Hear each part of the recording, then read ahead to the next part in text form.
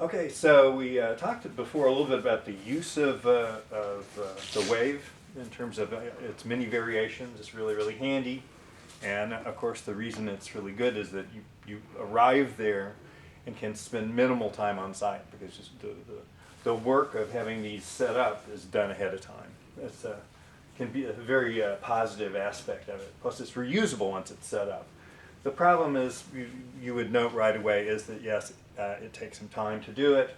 I'm going to talk about what I know about doing it, which is, what it is, and what seems to work and what doesn't work.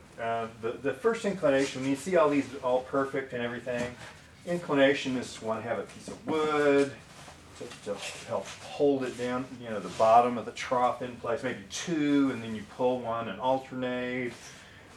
Frankly, it just takes a lot of time, and I'm not sure that it's worth it.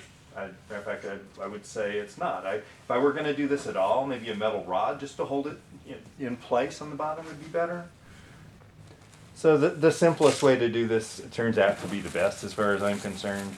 And it basically consists on just focusing on, when you grab the next wave, pushing it down to the bottom. That's really the key to the whole thing. You have a slight slant, but pulling it tight across, and then taking that line and pushing it down to the bottom is what creates the waves. If you do this a bunch, you'll start to get a rhythm. And I wouldn't worry about it being perfect, because it's obviously not designed to be pretty. It's just designed to be functional. But yeah, this can eat up the time. So if you do this a bit, you'll get faster than this. But there's the basics on how to get these things prepped. One thing to remember is lots of times it's not even necessary to have these come all the way to the top. You can, but you don't have to, especially for smaller items. Especially since the whole thing with this is, once stuff is packed in there, you kind of push it over anyway, so it kind of wraps around it more, and then do a final pass that goes across all of them. So now, working backwards, some hints about this. We talked before about, you can start out either with multiple layers of bubble underneath, or you can have gray foam. Either one works. One thing you want to do is, if possible, is set up this on an angle. You can see it's blocked up back there. It just keeps you from having to fight gravity so much, having the thing flop down as you're pulling it.